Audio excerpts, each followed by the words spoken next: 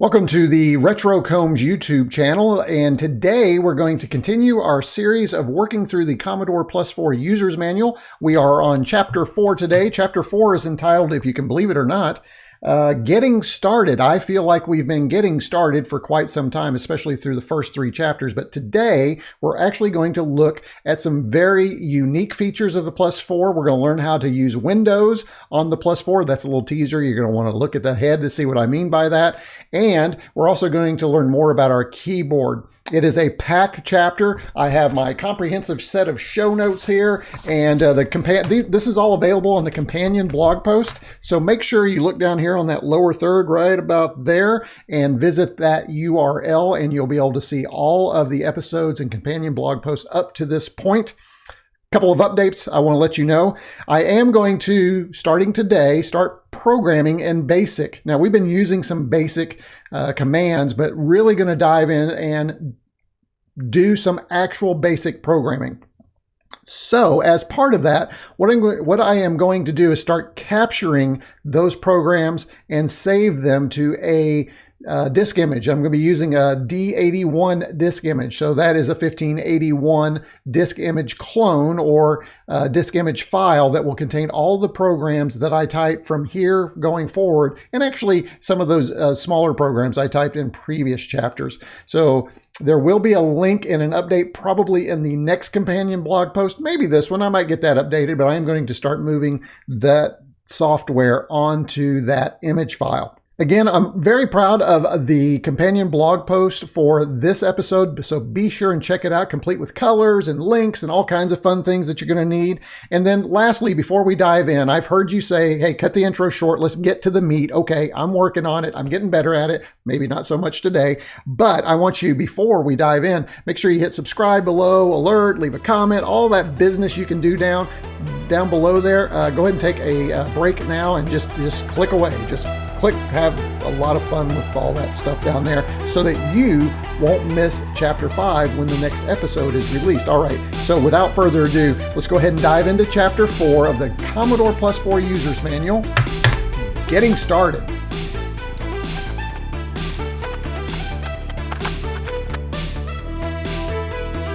All right, when I start an episode, I usually start in this view right here. I've been playing around with views, and we may come back to this view on occasion, but I do have a new view for you, and I thought this would be an important view because you're going to want to see my keys go across the screen. So I've got 3 views here. I've got this one. I've got this one. Whoop, over there. There we go. That has the Commodore Plus 4 screen. And then down below, you'll be able to see my keystroke. So I've set that up for us for today. Again, we may come back to this view on occasion, but let's talk about Chapter 4. And Chapter 4 of the Getting Started here includes keyboard colors, color and reverse printing, some simple programs. We'll be talking about that. Correcting typing mistakes. There's a lot of those. I do that a lot. So I really need that features that are built in. Introduction to the Plus 4 screen. More about printing on the screen. Some really cool things we can do there. And then screen windows. Yes, you can use Windows on a Commodore Plus 4. Sort of. Okay, so we'll come back to that. So I do have my show notes here, and I do these because it's easier for me to follow along sometimes in my own notes, but also to grab the highlights out of the Plus 4. As a reminder, I do add on top of the resources, I add additional tips. Sometimes I get a little head in the manual, and I think that's probably good because we can learn faster than what this manual is actually providing the information. Now, let's go ahead and talk, first of all, about the Commodore Plus 4 BASIC and how to change keyboard colors. If you look on the keys, you'll see there's additional information on the fronts of the keys. Along the numeric keyboard at the top, you'll find that we have some colors. For instance, on top of the 1, probably can't see it, but there is black and there is orange. Above the 2 is a white and brown. So we're going to talk about how we can access those colors right now. So for instance, without doing any programming, we can access colors. Let's go ahead and play around with that. And the first thing we're going to do is I'm just going to hit Control 2. Now, if I do a Control 2 and I start typing, it looks like my +4 is broken. That'd be a really mean tip to play, or a trick to play on somebody. However, all that's happened is the cursor is now white. So what I'm going to do is I'm going to change that back to black by hitting Control 1, because the 1, you can see that my cursor has been moved over quite a bit. That's because of all those characters. If I go back over them, you'll see those characters highlighted that I typed, which is a bunch of gobbledygook. So again, that's just changing the color of the text as I type. So you can use that to make the screen more legible or the text more legible as you're typing a basic program. Maybe black is too much contrast for you, and maybe you would like something like, oh, let's say cyan. Not my personal preference, but it may be something you want to do. And then as you type, you can see maybe not what you want. So let's go back over. Let's try a Control 5, which is purple, and we can type that again. And you see that that's working well there. Finally, we can go back to black with Control 1. And so all of these color codes are in my companion blog post, as well as in the manual, obviously. But 1 through 8 will have colors across the top row. Now, there are colors on the bottom row. How do I get to those colors on the bottom row? We've been using Control plus the number. If we use the Commodore key plus a number, then we get new colors. So let's try to bring up this orange. So Commodore 1, and you'll see that we've changed to an orange cursor.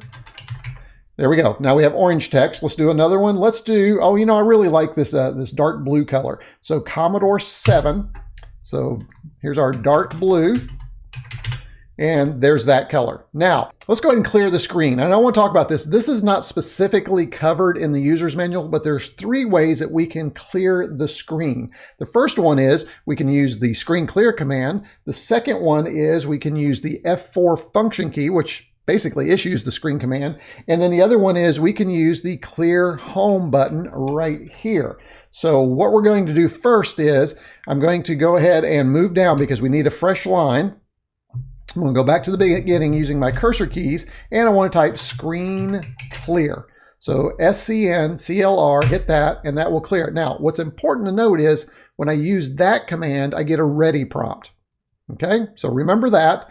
If I do some gobbledygook, let's do that. And of course, I get a syntax error. I can also, if you remember, the function key F4, which is shift, then there, will do the same thing. All it's doing, and if you look quickly over there, you can see it issuing that screen clear command. Let's look at that again.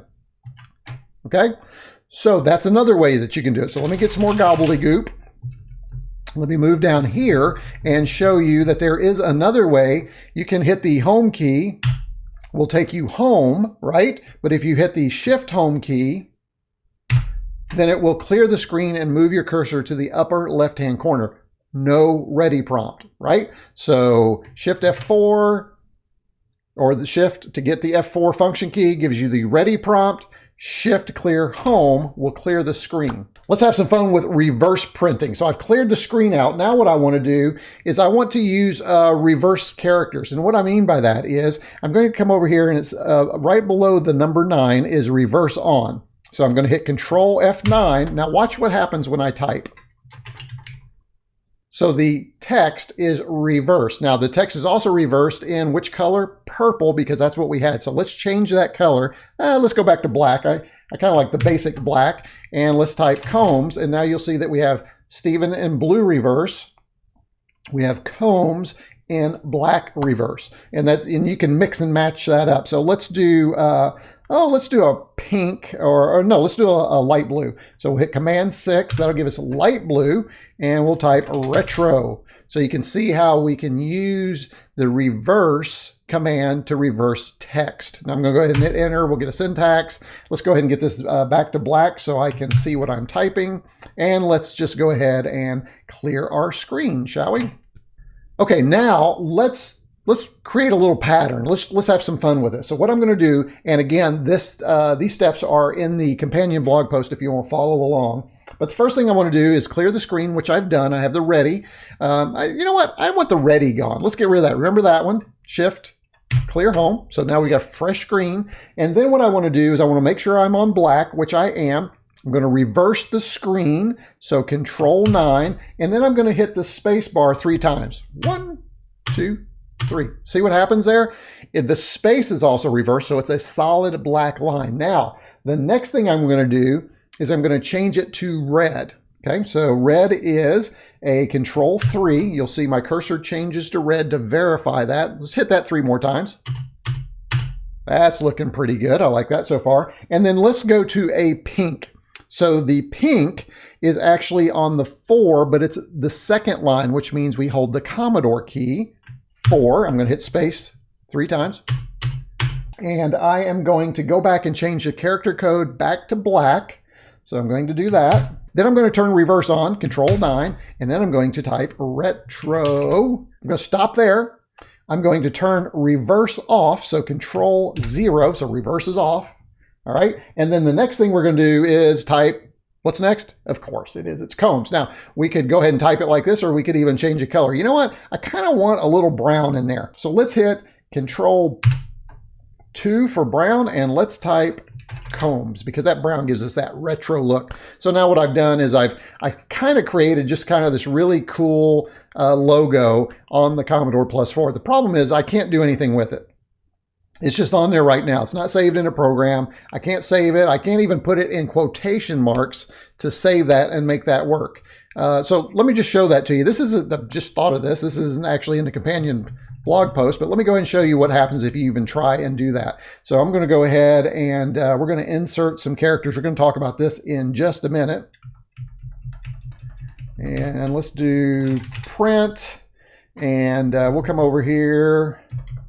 And you can see I've got some really weird things going on right here because I'm in quote mode, and I can't get out of quote mode to even use any of this. So it becomes really not useful. Okay, so let's talk about quote mode now. You may remember a couple of episodes back where I was typing around and I went, what is that? That looks weird. I'm getting these weird codes. I don't understand what's going on. It was always after the print and the open quotation. That's because when you do the print command in the open quotation, you enter something called quote mode. Think of it like in the old days when we had word processors and we had to put codes in front of text, either bold, italicized, superscript, subscript, or if you want a more modern version of that, think of it as markdown. So in Markdown, when we're typing, which I use all the time for the companion blog post, if you want to bold something, you do 2 asterisks, you type something, you do 2 more asterisks. Well, in quote mode on a Commodore computer is very similar to that coding that you would do in word processing or Markdown. So what we're going to do is, within our quotation marks, insert codes that tell the computer how to display that text. Clear as mud? Good. Let's get started. Let's see if we can figure this out. So what I'm going to do now is work through an example where I just want to type Commodore in reverse and then +4 not reversed in a single line of code. Now I'm going to do this as a print statement. So I'm going to type print.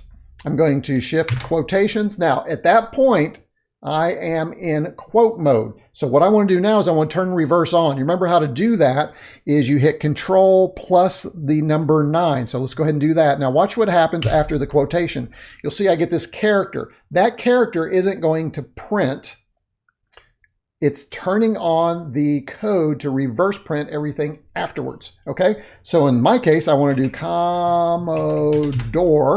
Now what I want to do is I want to turn the block or the quote or the reverse rather, I want to return that off.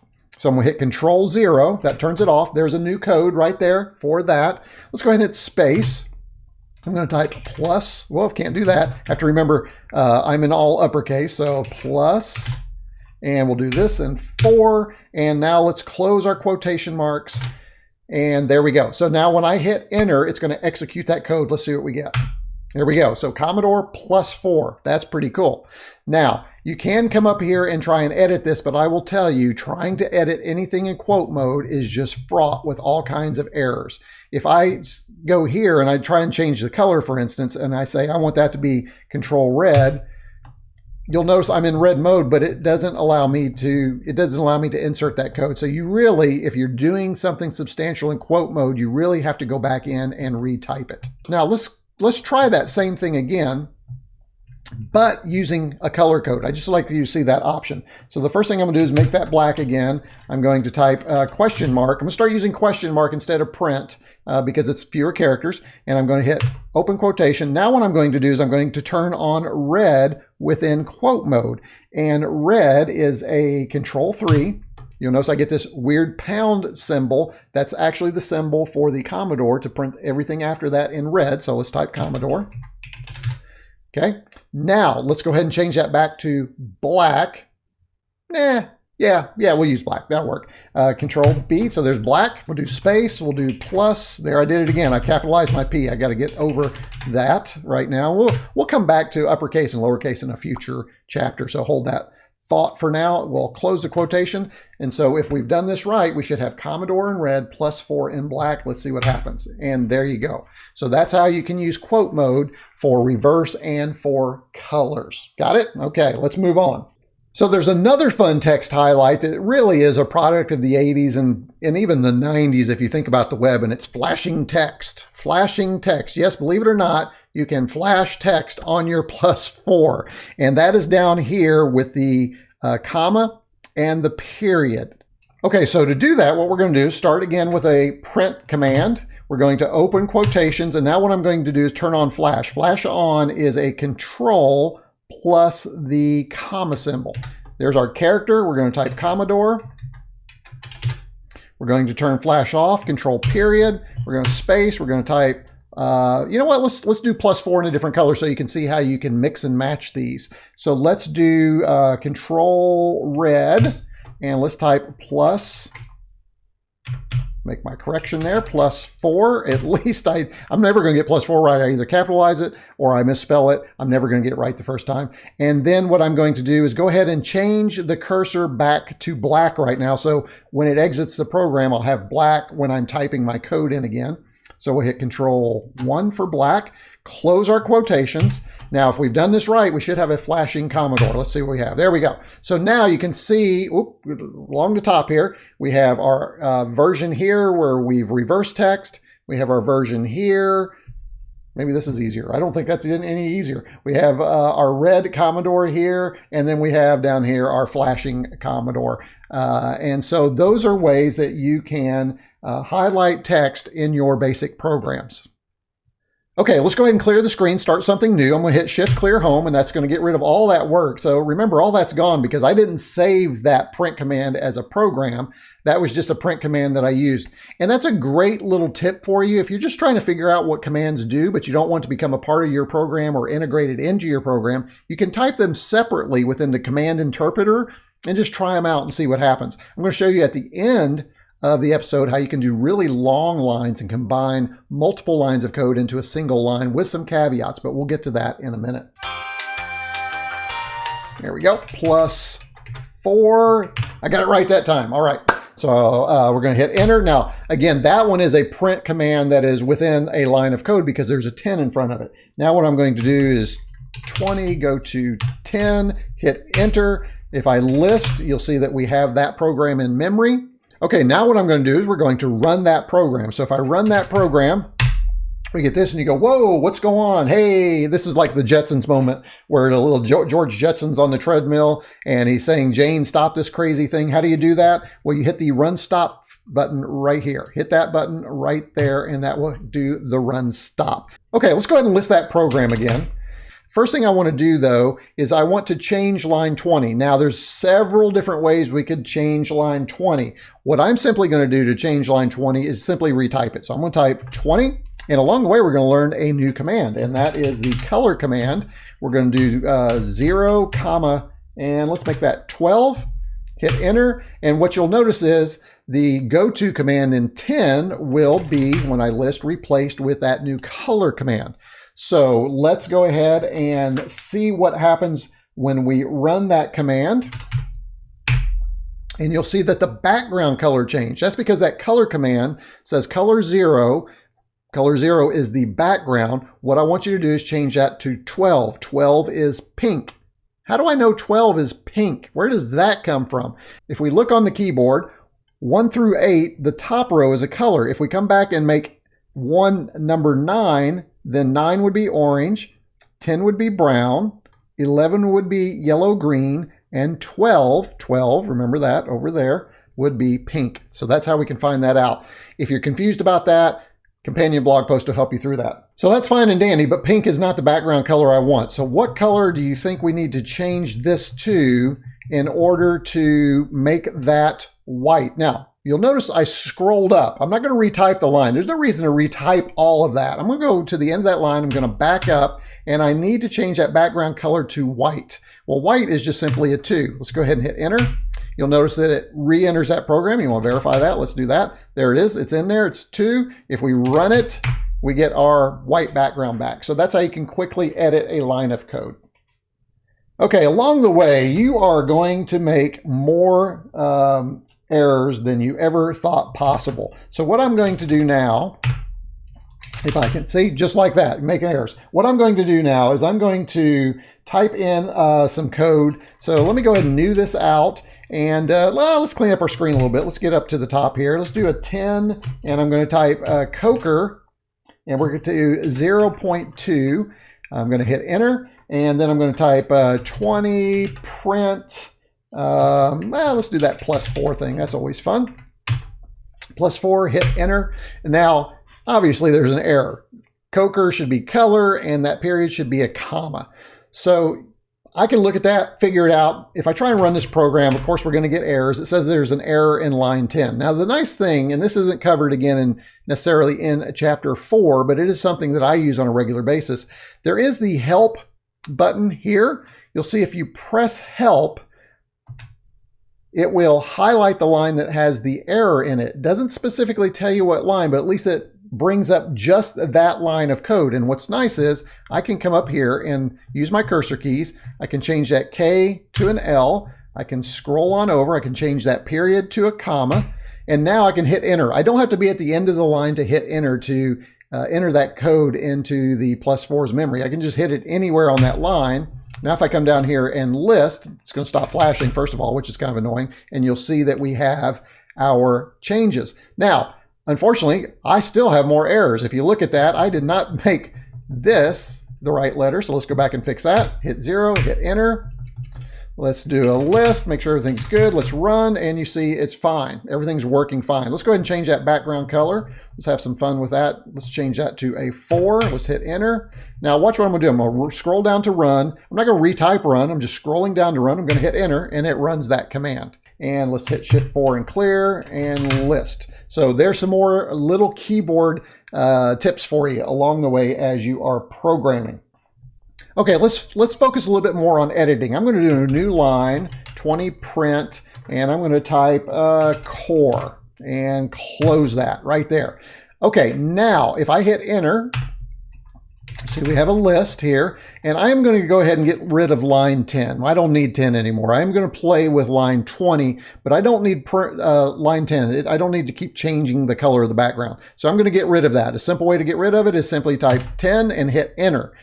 Harder way is to scroll up, space, space, space, space, space, space, space, space, space, space, hit enter that as well. So let's go ahead and do that one. If we type list down here, you'll see that we just have core. Okay, so what I want to do is I want to change core to Commodore. So there's a lot of characters missing out of this. So I'm going to scroll up here, and what we're going to do is in between here and here, C and O, I need 5 characters. Now, here's the way I can do that. I can hit the insert key with the Commodore key. If I do 2, 3, 4, 5, then I can push everything over for the number of spaces I need and type C-O-M-M-O-D. So now we have Commodore.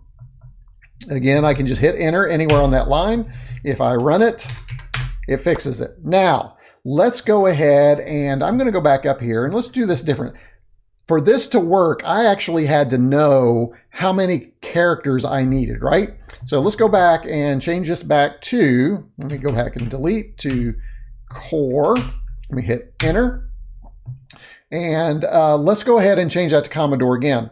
Something that's not in chapter 4, which just, it was really confusing for me, but it is something we've already covered, is escape codes for insert inserting additional characters. So we're going to use that now. Again, not covered in chapter 4, not sure why, but we are going to cover it because we've already talked about it. Why not start using it? And it's a lot more convenient than trying to figure out how many numbers of inserts you need to include. Scroll up to the beginning of where we want to insert characters, and then I want you to hit escape. Notice I'm not going to hold it down. I'm just going to tap it, and then I'm going to hit A. A stands for auto insert mode. Now, as I type, watch what happens. C-O-M-M-O-D.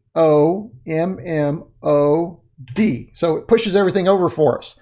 Now, if I want to stop the auto insert, what I simply do is hit escape and the C to cancel auto insert. A to begin auto insert, escape C to cancel. So now if I type, you'll notice it goes right over. So remember that command to quickly insert. Again, kind of befuddled as to why they just didn't include that in this chapter in editing. Okay, let's go ahead and move into a program that's a little bit longer, but also one that will continue to demonstrate some of the things we've learned so far. So I am going to create a new program right here, and you'll see I've moved back to a different screen so you can focus on the programming for this piece. And I'm going to go ahead and type in this longer program, and then we'll talk about it maybe along the way and afterwards. Okay, so let me stop here for a minute and let's talk about this command. We've used the color command with a 0, comma, and then a number. The 0 at the beginning, if you remember, was for the background color. The 1 in this case is going to be the character color. So in this case, it's 1 with a 6, so that will be green. And then the character afterwards, think of that as a luminance or a brightness value. So really interesting. 0 would be the brightest, and then 7 would be the least brightest. So just kind of remember that as you watch me continue to type these commands.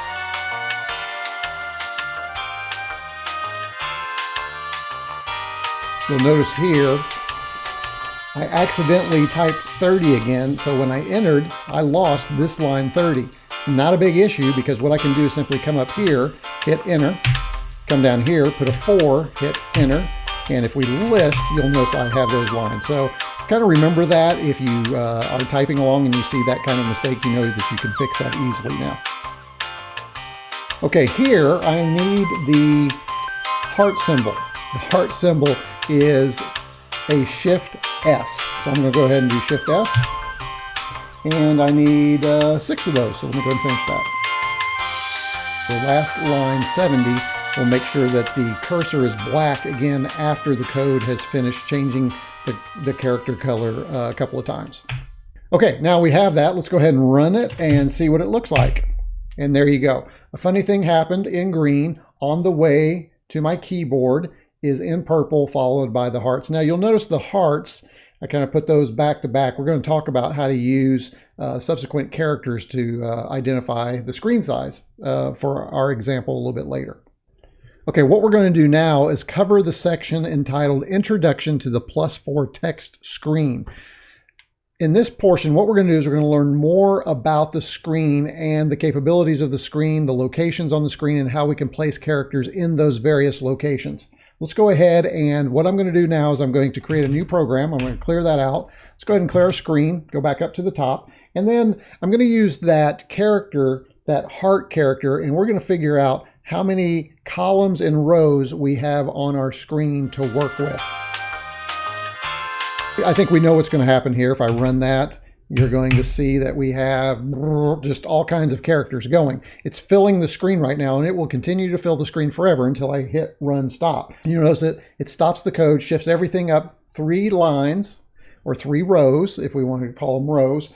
And now what I want to do is I can actually go ahead and count those characters across to figure out how many columns we have on the screen. I can also count down to find out how many rows we have. I can tell you there's 40, but I want to use some code to figure that out. And because that code can be useful later when we need to specify or determine where we want things to appear on the screen.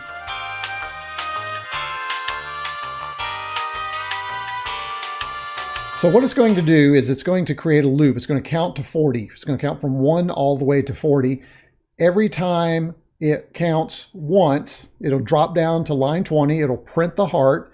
It'll go down to line 30, go next, pop back up, do that again, and then we'll do that 40 times. So let's go ahead and run the program and see what happens. Now you'll see that we now know that there are 40 columns across on the screen because there are 40 hearts that have been printed back to back. If I went up and modified my code to, let's say, 42, and then I ran that code, you'll see that it goes over. So I know I've got 2 more than the number of columns I have. So it's just a great way to use some programming to figure out a few things about your screen. And to figure out the number of rows, we're going to use the same program. We're just going to modify a few things in the programming code. So I'm going to go ahead and go back up here.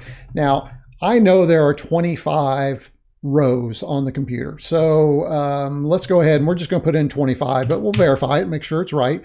Now, what would I do here? You'll notice when this line prints right here, it prints each character back to back, and it's printing those back to back because we have the semicolon after the print command.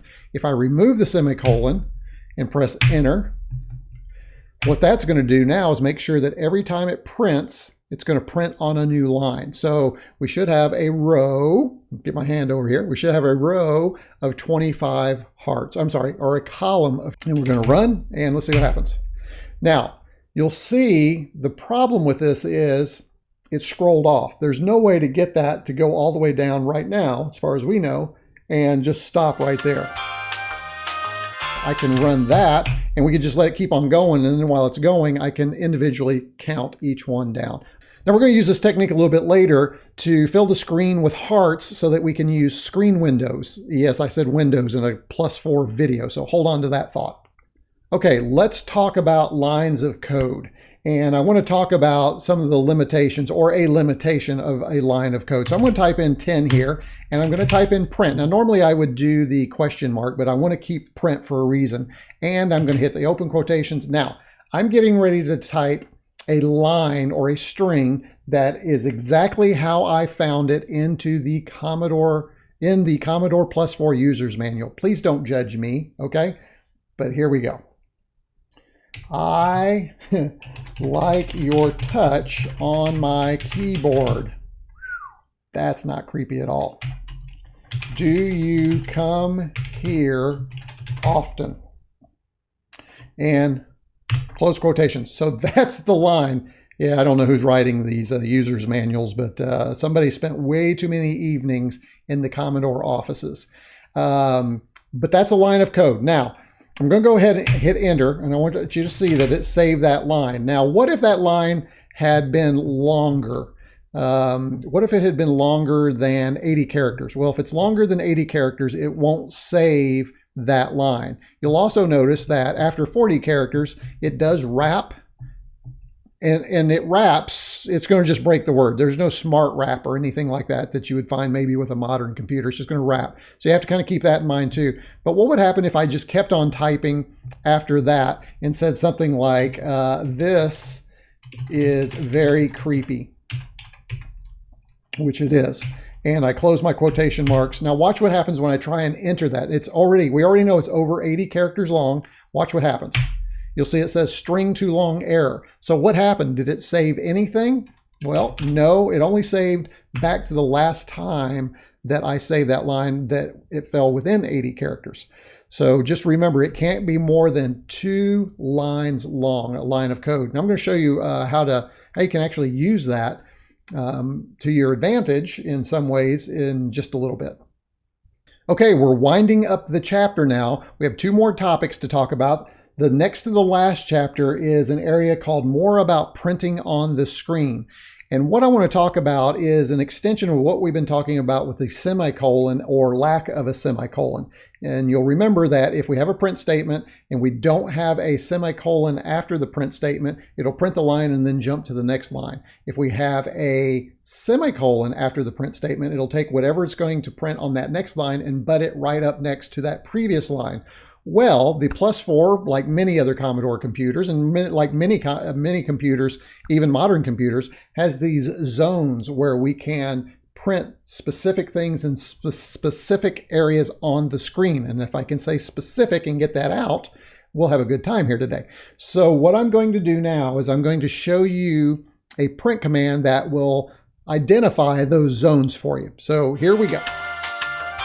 And then instead of a semicolon or not, I'm going to put a comma right there. So now we have a command that's going to print Z1, Z2, Z3, and Z4. Can you anticipate what that comma does? Let's find out. So what you'll see is Z1, which is here, is at position 1. Z2 starts at position 11.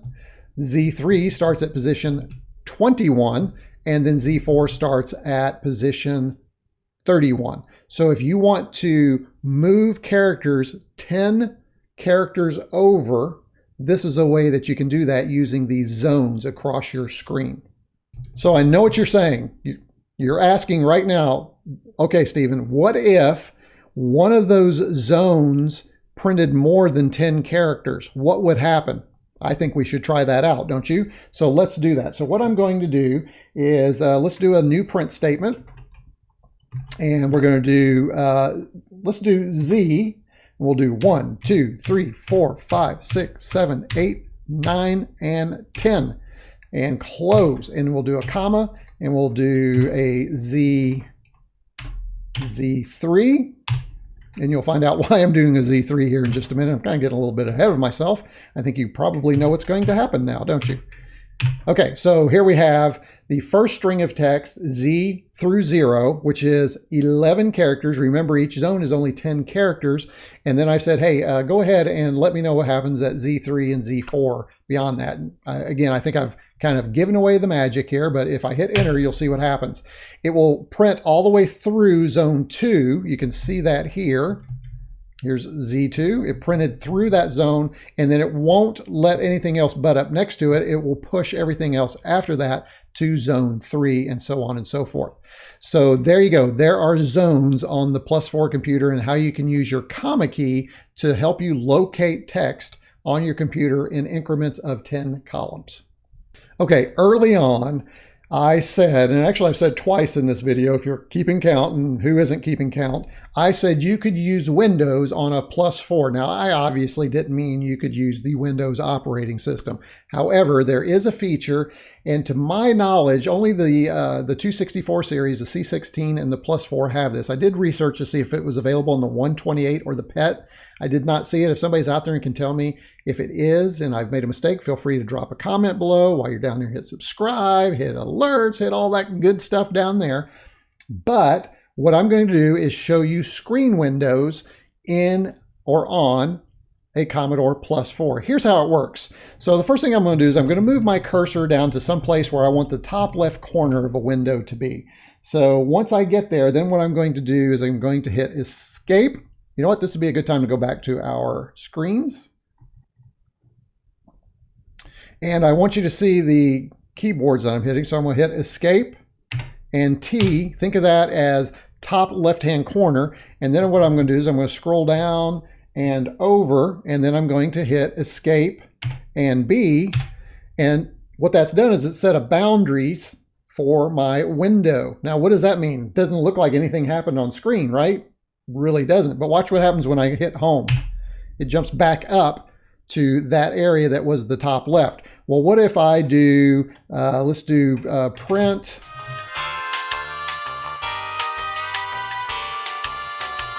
You'll already start to notice something. Everything's kicked over in that area. Now watch what happens when I run this. So you'll see that it's only printing within that little window. And so what I've done is I've contained everything within that window using that Escape T and Escape B for the bottom. So let me go ahead and exit out of this. So how do I get out of that? Because right now it's just everything's going to stay in there. Well, simply all I do is I hit home twice. And you'll see that it jumps back up to the upper left-hand window, and then I can run, and you'll see that it's working as always, pushing everything down. So let me go ahead and hit Escape. Let's go ahead and Shift clear that. And let's do one more example of the window and show you how it's used. Okay, I've cleared the screen. Now what we're going to do is we're going to combine a lot of the things that we've learned in this chapter to do a little exercise. And I'm not going to give it away, but it's going to make use of a lot of the things that we've talked about, including screen windows. So let's go ahead and do that now. 4x equals 1 to 1,000. Oops, let's make sure we get 1,000 in there. There we go. There are 1,000 possible character locations on the +4 screen. We've learned that because we know it's 40 by 25, do the math, right? So we have 1,000 different characters. So what I'm going to do is I'm going to use a for next loop to print 1,000 individual characters to fill the screen. You'll notice I put a colon after that line. I can go ahead and add another line of code right in that line 10 if I put a colon right after it. So let me show you what I mean by that. So what I'm going to do now is the print character. Going to open the quotations, and then what I want to do is I want to make this purple. So I'm going to do a Control 5, and that puts the purple code in there.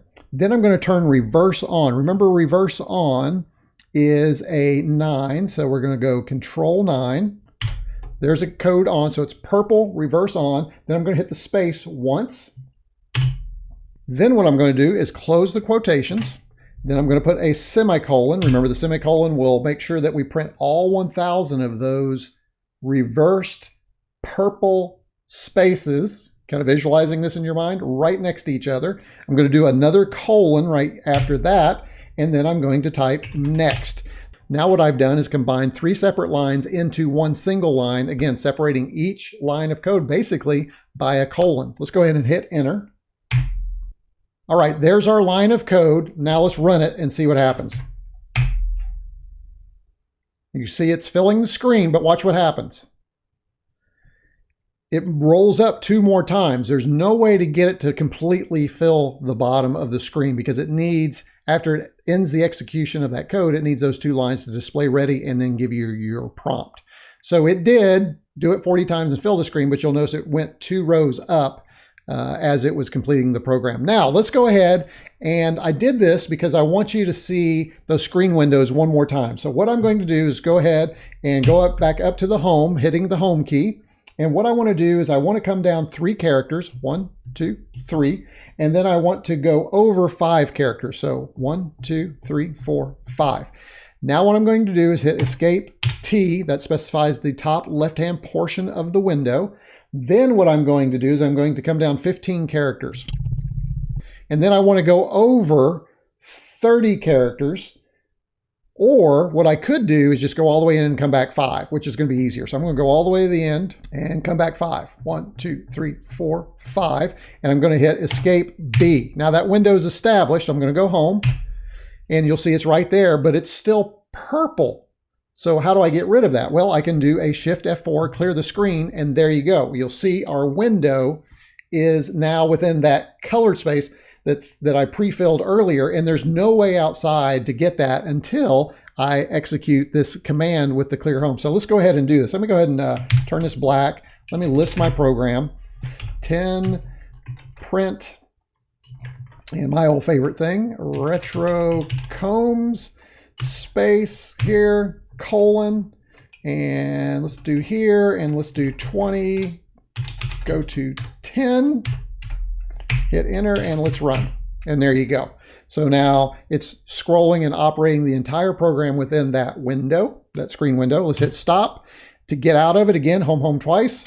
It's done. If I list, you'll see it'll list that. If I do F4, it clears it, and we're back. And I think I just accidentally hit the thing. Yep. So we're back, and it's all back to normal. Now, here's what's interesting. I have no earthly idea what you would do with these screen windows. I don't know why you would want to make it that small. I don't know how to access a screen window within BASIC. I can set it up manually, and I'm sure there's a way using peeks and pokes and probably some assembly that you can access those screen windows, but I've not found a way to do that in BASIC yet. So here is my call out to the community. If first one, you know what those screen windows were designed for, what were we supposed to be able to do with those? I'd love to hear back from you. 2, how would you access them in programming? What would they do? I will tell you, I did, and you can see it here, I did send a tweet to Bil Herd. If you're not familiar with Bil Herd is the mastermind behind the Commodore Plus 4 and many other projects. He is on Twitter. I did tweet him and say, hey, could you give us a little insights? I'd love to know what you're thinking, what you were thinking when you created these screen windows. But if you happen to know Bill and can reach out to him, maybe get some information for us, we'd love to know it, and I'll share it in the next episode. All right, that concludes Chapter 4 of the Commodore Plus 4 User's Manual. Be sure and check out the companion blog post where you can find all my notes. They'll be updated as I correct the errors that I found while recording this. Also be sure to go to stephen.combs/plus4 to find all of the previous chapters and videos and blog posts and supplemental material like the Tapwino project, the Pi 1541, how to create a .d64 file using the VIC emulator, learning lots of great stuff about Commodore computing and retro computing in a modern age as I work through this series. I'm so excited to share some of those things with you. I have a lot of other great ideas coming up as well. So make sure you subscribe below, alerts below, do all that stuff below, leave your comments, leave your feedback. Let's make this better. Remember to answer a few of the questions I had in the video. So that completes this episode of the Commodore Plus 4 User's Manual. retroCombs out.